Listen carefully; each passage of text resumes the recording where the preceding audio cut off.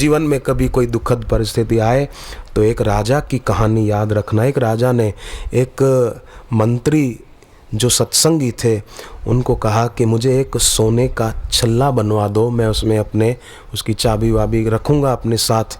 अच्छा, उस पर कोई अच्छा एक वचन छपवा दो छोटे अक्षरों में। तो अपने गुरु के पास गया कि राजा ने ऐसी चीज़ मंगवाई है सोने की, उस पर कुछ छपवाना है। राजा कहते हैं कि वो मंत्र की तरह मुझे काम आए, ऐसा कुछ एक छोटा सा वाक्य लिखवा दो।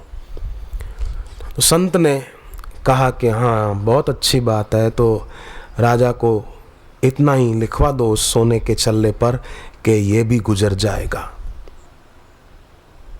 बस इतना लिखवा दो छोटे अक्षरों में।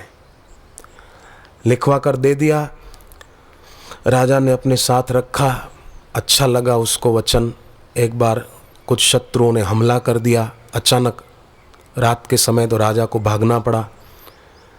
बड़ा दुखी हुआ, जाके एक जगह छुपा तो शत्रु के आदमी घोड़ा दौड़ाते हुए पीछे पीछे आ रहे थे। तो एक गुफा की आड़ में राजा थोड़ा छुप गया, पर बहुत घबराया हुआ था, श्वास फूल गए थे। घोड़ों की टाप सुनाई दे रही थी कि ये आए और पकड़े।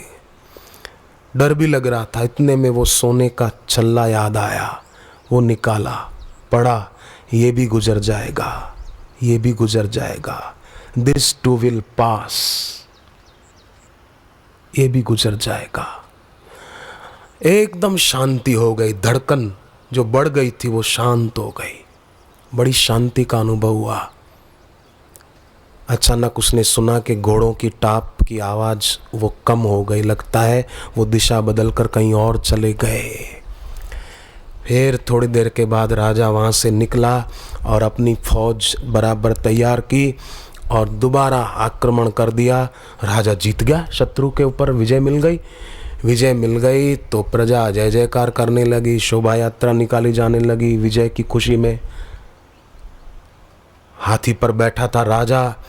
फिर उसको याद आया कि वो सोने का छल्ला देखा, पढ़ा कि ये भी गुजर जाएगा। नगारे बज रहे थे विजय के, शोभा यात्रा निकल रही थी, परंतु जैसे सूर्य की धूप में ओस की बूंद उड़ जाए, ऐसे राजा का अभिमान काफूर हो गया, उड़ गया कि ये भी गुजर जाएगा।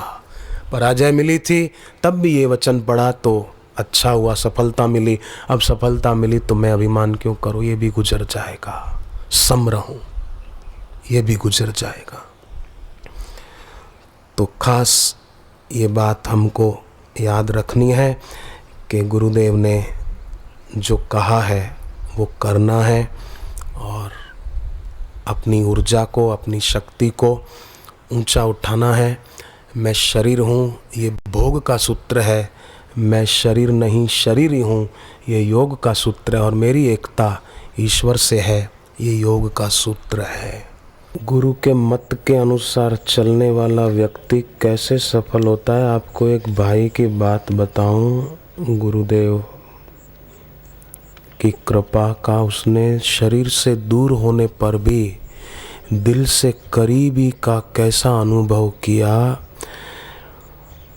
वो सज्जन KSA की फूड प्रोडक्ट कंपनी में टेक्नीशियन है। KSA माना किंगडम ऑफ सऊदी अरब। जून 2004 में दीक्षा ली हरिद्वार में। तो दीक्षा के बाद बोले जीवन परिवर्तित हुआ। सऊदी अरब में जहाँ मैं काम करता हूँ, वो सज्जन ने बताया, वो दुनिया का एकमात्र ऐसा देश है कि जहाँ हम अपने देश से कोई भी धार्मिक पुस्तक, ग्रंथ या कोई देवी देवता का चित्र अपने साथ नहीं ले जा सकते। अगर ले जाओ तो वो चेक करके निकाल लेते हैं और फेंक देते हैं। ऐसा वहाँ पर है। तो बोले मैं जब दीक्षा लेकर गया तो दीक्षा का सामान, कुछ सत्संग की पुस्तकें, बापूजी की तस्वीर, ऑडियो वीडियो, ऑडियो कैसेट और VCD वगैरह सब ले गया था, DVD। तो एयरपोर्ट पर काफ़ी झगड़ा हुआ। वो कहने लगे ये सामान आप नहीं ले जा सकते। KSA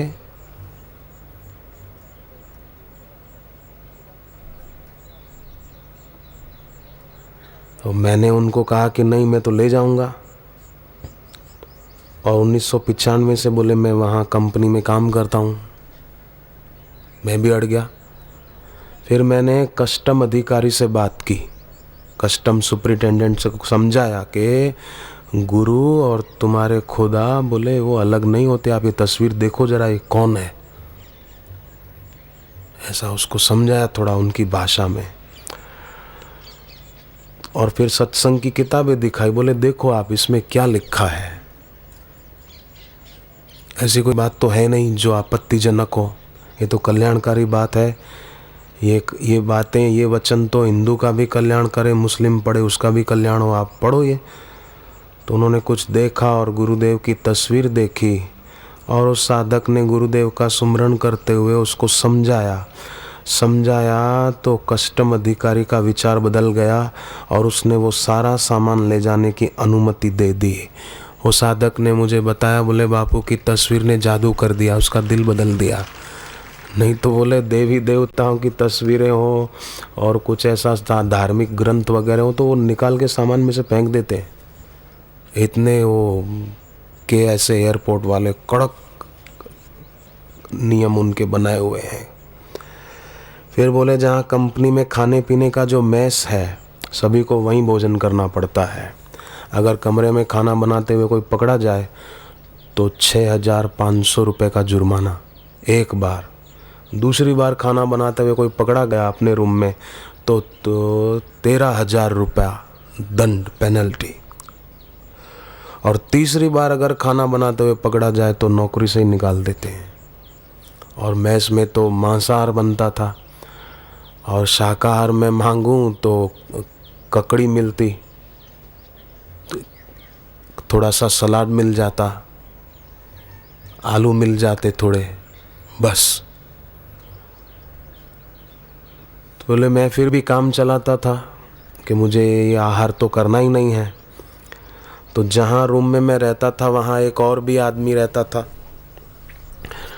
तो वो मैं जब जप करने बैठूं तो वो फिल्म चलाने बैठ जाता, टीवी चला देता, ज़ोर ज़ोर से गाने बजाता, फिल्म चलाता।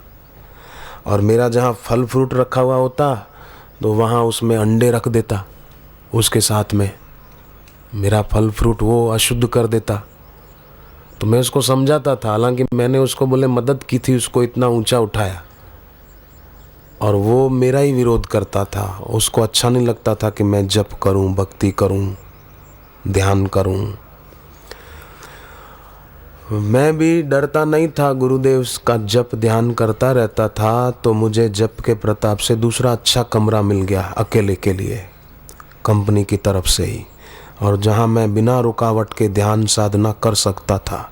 1.5 साल बीत गया। तो जो मुझे सताता था, तंग करता था, मेरे फल फ्रूट में अंडे रख देता और मेरी क्या क्या शिकायत करता था मुझे नौकरी से निकालने के लिए, तो क्या हुआ बोले कि ऐसे के 4 लोगों ने उसको ऐसा मारा कि बेहोश हो गया और एक आंख फूट गई और ऐसी हालत हो गई कि आखिर उसको नौकरी छोड़ के लौट जाना पड़ा अपने घर। साउथ इंडिया का था वो, लौट गया। फिर भी बोले जाते समय मैंने उसकी मदद की, टिकट कराने में, सामान सेट करने में, एयरपोर्ट पहुंचाने में। बोले मैं ही मदद करके आया, छोड़ के आया उसको। देखो, जिसके जीवन में दुख है ना, उसका दुख तो मिट सकता है, परंतु जो दूसरे को दुख देता है ना, उसका दुख तो ब्रह्मा जी भी नहीं मिटा सकते हैं। जो दूसरे को सताता है, दुख देता है,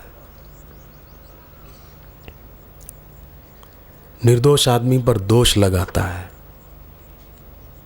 बात कुछ हो और कई लोगों को आदत होती है बस बात का बतनगढ़ बना के, वो ऐसा बोल रहा था, वो ऐसा बोल रहे थे, ऐसा कुछ है ही नहीं।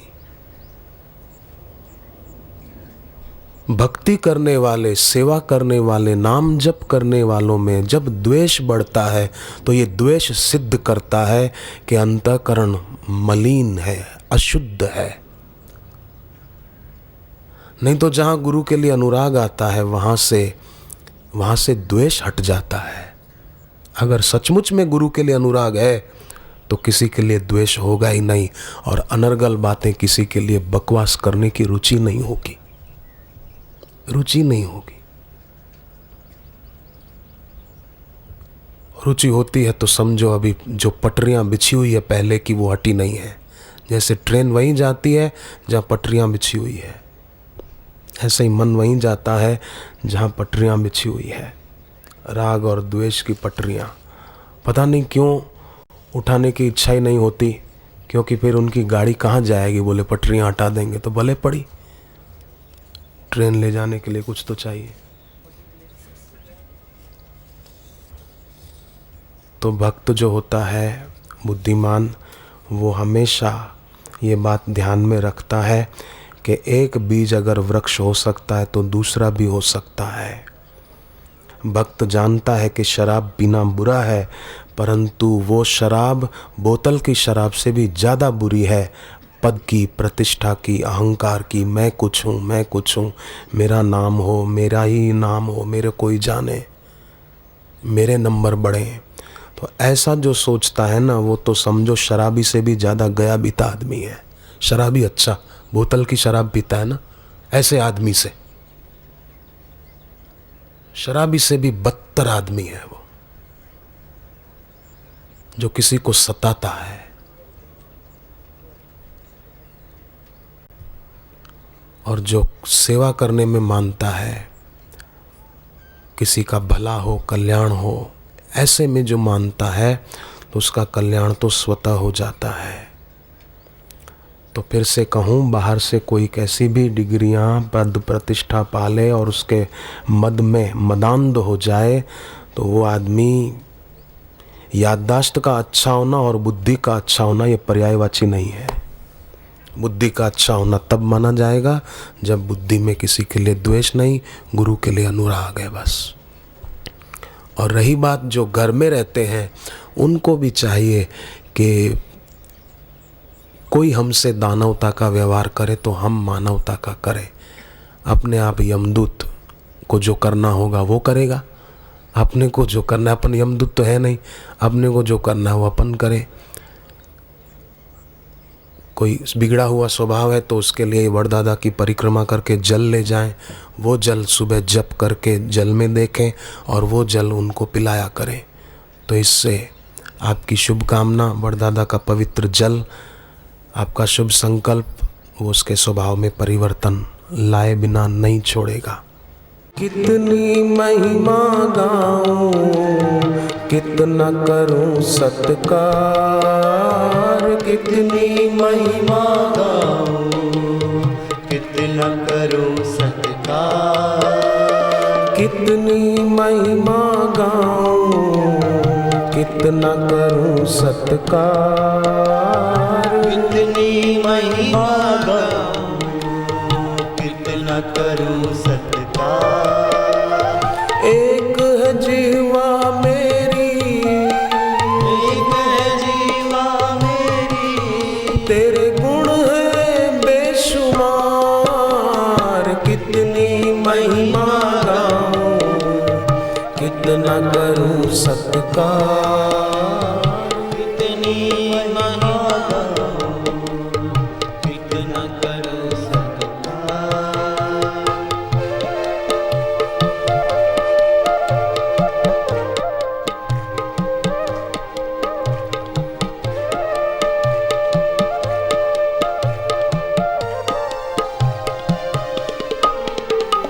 तेरी कृपा से मेरे गुरुवर मन को मिला करार, तेरी कृपा से मेरे गुरुवर मन को मिला करार। जाग उठा मेरे तन मन में गुरुवर तेरा प्यार, जाग उठा मेरे तन मन में गुरुवर तेरा प्यार।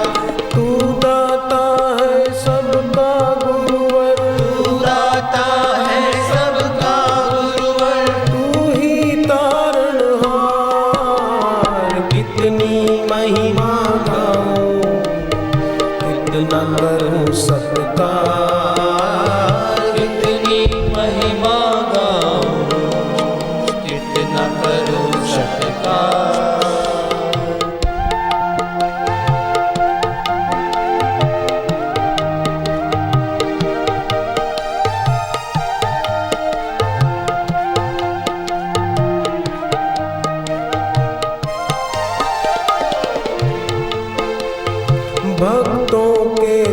से है नैना करने तेरा दीदार, भक्तों के तर से है नैना करने तेरा दीदार। ये दिल तुमको ही चाहे तुमको ही रहा पुकार, ये दिल तुमको ही चाहे तुमको ही रहा पुकार। भूल न पाते हम हैं गुरुवर, भूल न पाते हम हैं गुरुवर, तेरा प्रेम अपार। कितनी महिमा गाऊं, कितना करूं सत्कार, कितनी महिमा गाऊं, कितना करूं सत्कार।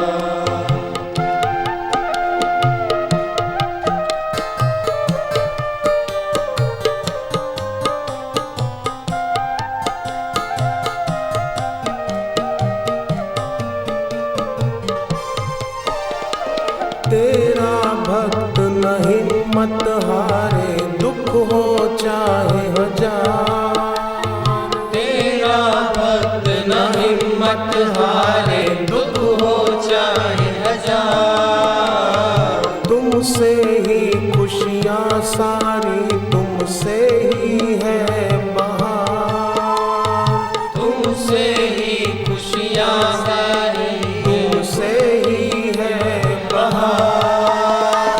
तुमको पाकर लगे है गुरुवर, तुमको पाकर लगे है गुरुवर, सपने हुए साकार। कितनी महिमा गाऊं, कितना करूं सत्कार, कितनी महिमा गाऊं, कितना करूं सत्कार।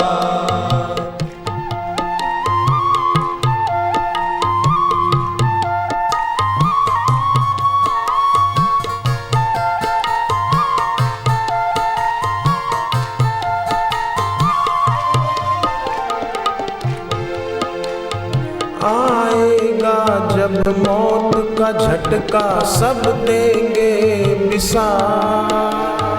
आएगा जब मौत का झटका, सब देंगे विसार।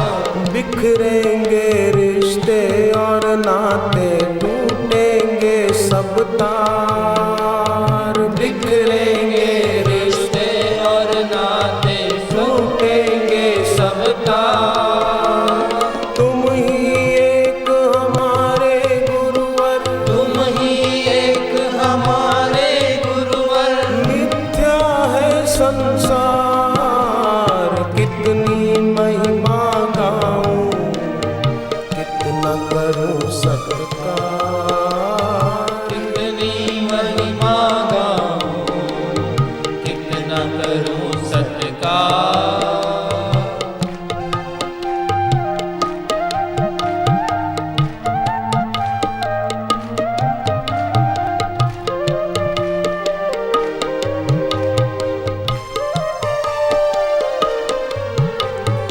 तेरी भक्ति में है शक्ति, तेरा ज्ञान है सार। तेरी भक्ति में है शक्ति, तेरा ज्ञान है सार। तेरे नाम की चाबी से खुले हैं मुक्ति द्वार। तेरे नाम की चाबी से खुले हैं मुक्ति द्वार। हम भक्तों के तुमको गुरुवर, हम भक्तों के तुम हो गुरुवर, वंदन बारंबार।